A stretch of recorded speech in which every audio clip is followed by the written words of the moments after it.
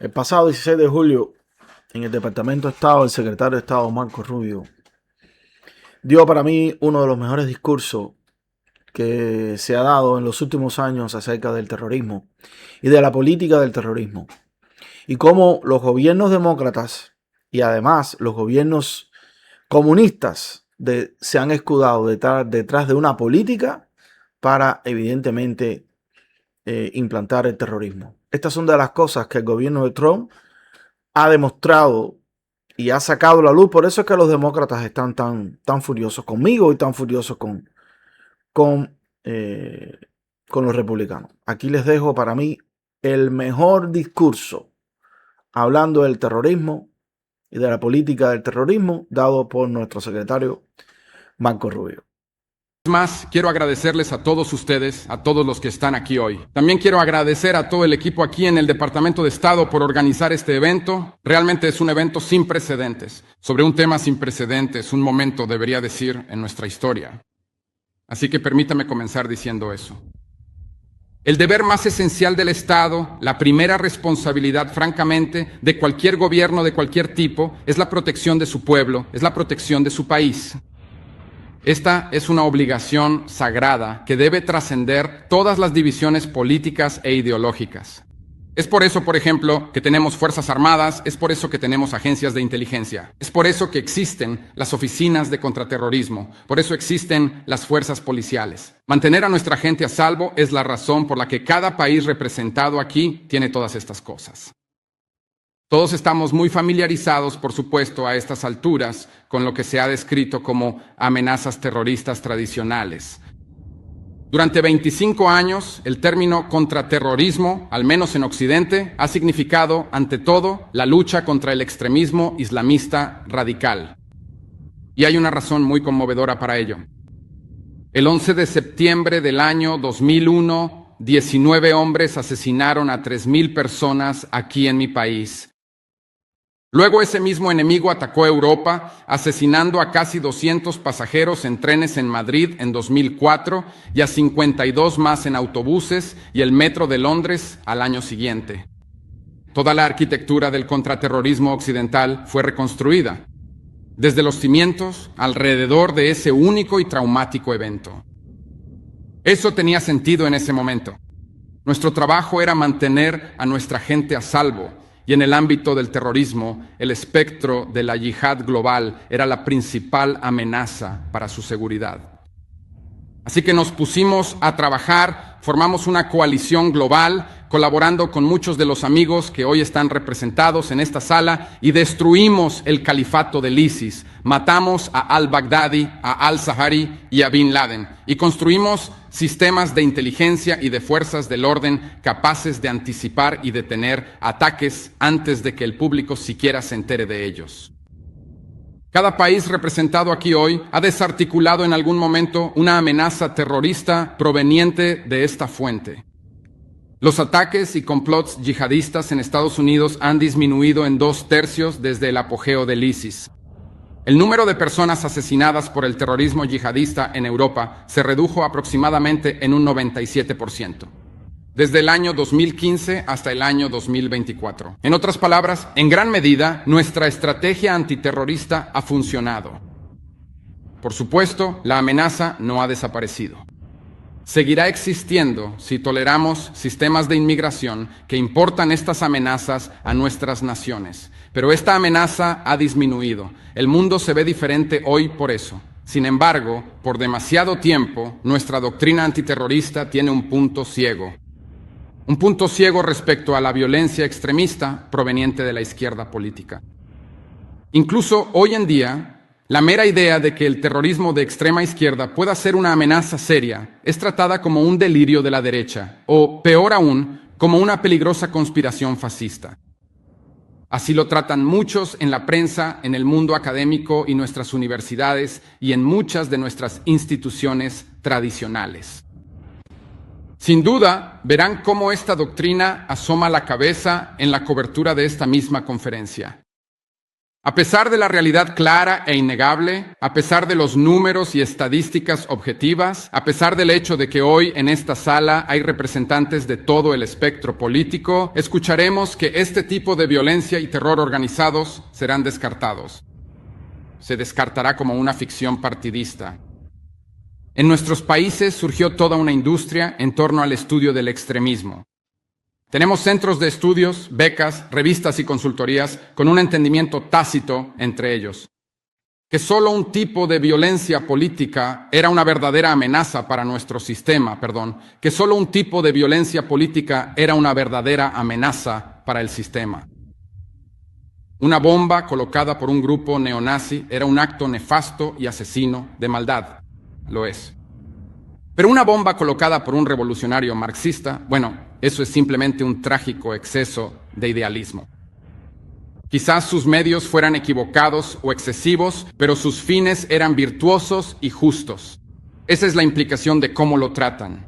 Durante años, este extraordinario prejuicio ideológico estuvo incrustado en la forma en que hablábamos sobre la violencia política y el extremismo.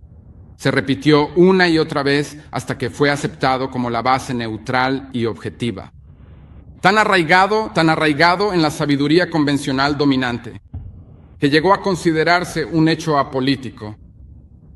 Es la razón por la que aquí en mi país, tantas personas en posiciones de poder han descartado repetidamente actos de violencia e incluso terrorismo como formas legítimas de expresión política, siempre y cuando sirvieran a una causa de izquierda.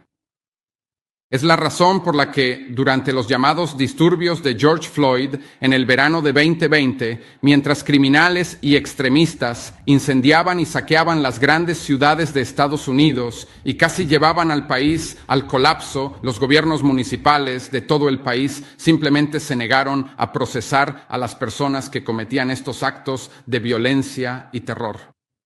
Es la razón de la ahora infame imagen, tal vez la recuerden, de un presentador de noticias de una agencia muy prominente. Un presentador de noticias de pie en un vecindario consumido por las llamas. Mientras tanto, el cintillo en la parte inferior decía que las protestas eran mayormente pacíficas. Esto era algo peor que una doble moral. La violencia de izquierda no solo era justificada, era tratada como algo sacrosanto, una clase protegida en sí misma. Esa era tiene que terminar. La coalición reunida en esta sala hoy incluye líderes políticos, expertos y funcionarios de las fuerzas del orden de más de 60 países de todo el mundo. Ustedes han venido aquí desde una amplia variedad de gobiernos, partidos y tendencias políticas. Algunos de sus gobiernos y los nuestros discrepan públicamente. A veces tenemos desacuerdos profundos sobre comercio, energía, inmigración. No vinieron hoy aquí porque hayan sido convencidos en todos y cada uno de los aspectos de la visión estadounidense del mundo. Están aquí porque hace 2 semanas una mujer de 72 años sufrió quemaduras en más del 80% de su cuerpo en su propia casa en Grecia. Y murió ejecutada por una bomba incendiaria, porque su hija se atrevió a postularse para un cargo público. Ustedes están aquí hoy porque durante 5 días este invierno las luces se apagaron en Berlín, el apagón más largo en la ciudad desde la Segunda Guerra Mundial, provocado por un ataque que dejó a decenas de miles de hogares sin electricidad en pleno frío y causó la muerte de una mujer de 83 años. Ustedes están aquí y vinieron porque un mes después de ese apagón en Berlín, un joven francés de 23 años sucumbió a lesiones cerebrales traumáticas, golpeado hasta la muerte en las calles de Lyon, por un grupo de matones militantes de extrema izquierda. Ustedes están aquí porque sus líderes políticos están siendo atacados, apuñalados y baleados en sus calles, porque sus negocios han sido bombardeados, porque sus ferrocarriles han sido saboteados, porque sus agentes de policía han sido golpeados y quemados. Y ustedes están aquí porque esto es real y está empeorando y ya no se puede negar y ya no se puede ignorar porque ha llegado el momento de aplastar este mal para siempre. El simple hecho es que nada de lo que acabo de describir es nuevo. El terrorismo político de extrema izquierda no es una novedad moderna reciente. no es una ficción fabricada por políticos conservadores. Durante la mayor parte de la era moderna, de hecho, fue la forma dominante de violencia política. Todos nuestros amigos aquí, de las naciones del hemisferio occidental, lo recuerdan. Recuerdan las décadas de secuestros y atentados, asesinatos y ejecuciones. El violento terror de los Tupamaros, de los Montoneros, de las FARC, del ELN. Recuerdan la inhumana barbarie del Sendero Luminoso en Perú. Los fanáticos maoístas que masacraron las aldeas campesinas de Perú, asesinando a mujeres embarazadas y recién nacidos a hachazos y machetazos. Recuerdan a las decenas de miles de guerrilleros marxistas entrenados para matar en los campos terroristas de Castro. Todos ustedes aquí desde Europa recuerdan. Recuerdan las masacres a metralleta de las Brigadas Rojas de Italia que mantuvieron cautivo a un primer ministro en 5 ocasiones durante 55 días, antes de someterlo a un llamado juicio revolucionario popular y ejecutarlo en 1978. Ustedes lo recuerdan. La campaña de casi 3 décadas de la fracción del Ejército Rojo, de atentados con bombas, secuestros y asesinatos en Alemania, que dejó decenas de muertos y cientos de heridos. Recuerdan a la organización 17 de noviembre en Grecia, los extremistas marxistas que aterrorizaron Atenas durante más de un cuarto de siglo, incluyendo, por cierto, el asesinato del jefe de estación de la CIA de mi país. Lo mataron afuera de su casa, frente a su esposa, cuando regresaban de una fiesta de Navidad. Y aquí en Estados Unidos también lo recordamos. Recordamos el mismo reinado de terror mortal, justificado por los mismos eslóganes, motivado por las mismas ideas perversas. Recordamos a Weather Underground, que bombardeó el Pentágono, el Departamento de Estado y el Capitolio.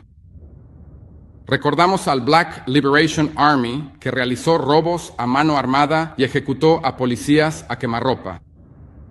Recordamos al Symbionese Liberation Army, que asesinó a un superintendente de escuela pública con balas de punta hueca cargadas con cianuro.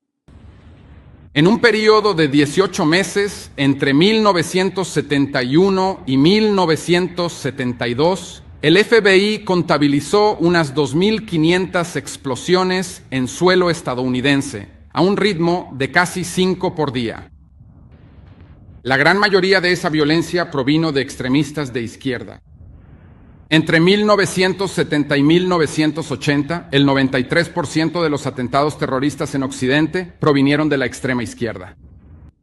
Estas son cifras que sorprenderían a la mayoría de los estadounidenses hoy en día, porque nos han enseñado a creer que este tipo de violencia política simplemente no existe o que está siendo exagerada. Pero sí existe, y en realidad la estamos subestimando, y nuestras naciones llevan las cicatrices que lo prueban. Y hoy enfrentamos una nueva ola de este viejo mal. Aquí en Estados Unidos, la proporción de atentados y complots terroristas de izquierda ha aumentado a niveles que no se veían en décadas. En Alemania, la violencia de extrema izquierda ha aumentado en más de un 40% solo en el último año. En Grecia, más del 80% de la violencia radical ahora es impulsada por actores de extrema izquierda y anarquistas. Estas no son estadísticas abstractas. Los estadounidenses han visto lo que significan esos. Un asalto total contra nuestros agentes de inmigración, ataques de francotiradores, explosivos, emboscadas armadas, un tirador transgénero abriendo fuego contra estudiantes de primaria católicos mientras rezan con su arma marcada con lemas como ¿dónde está tu Dios ahora? Un ejecutivo del sector salud ejecutado a sangre fría en las calles. Múltiples intentos de asesinato contra un presidente en funciones. Y el asesinato del mayor activista conservador de una generación. Un hombre que además era esposo y padre de 2 niños pequeños fue asesinado a tiros mientras hablaba ante una multitud de estudiantes. ¿Esto es un mal distintivo y único?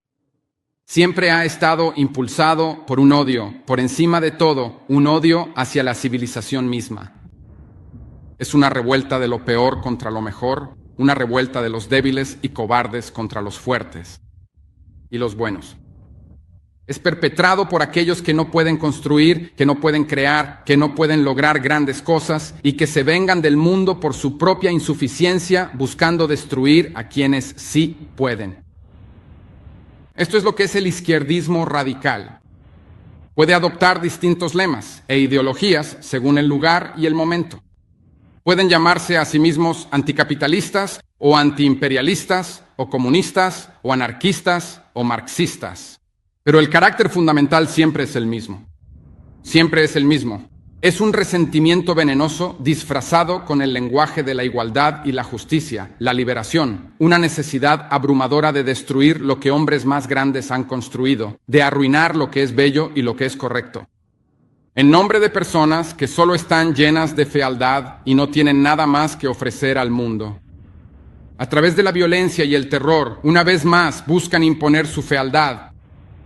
Todos nosotros, el viejo dogma estaba equivocado.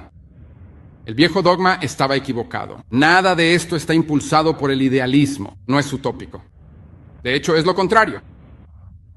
Una de las críticas que a veces se escucha sobre el comunismo, por ejemplo, es que suena bien en teoría, pero nunca funciona en la práctica. Eso en realidad no es cierto. El comunismo no suena bien en teoría.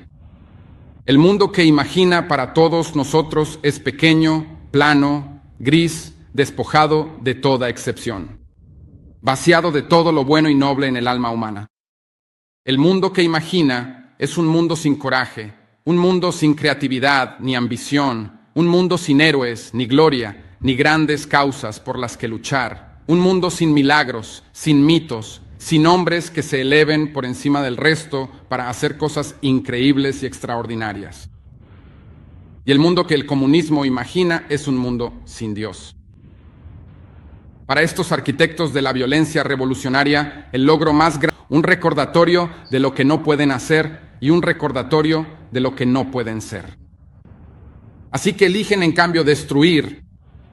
Atacan oleoductos, atacan ferrocarriles, atacan redes eléctricas y laboratorios, los símbolos físicos y tangibles del poder, la invención y el logro.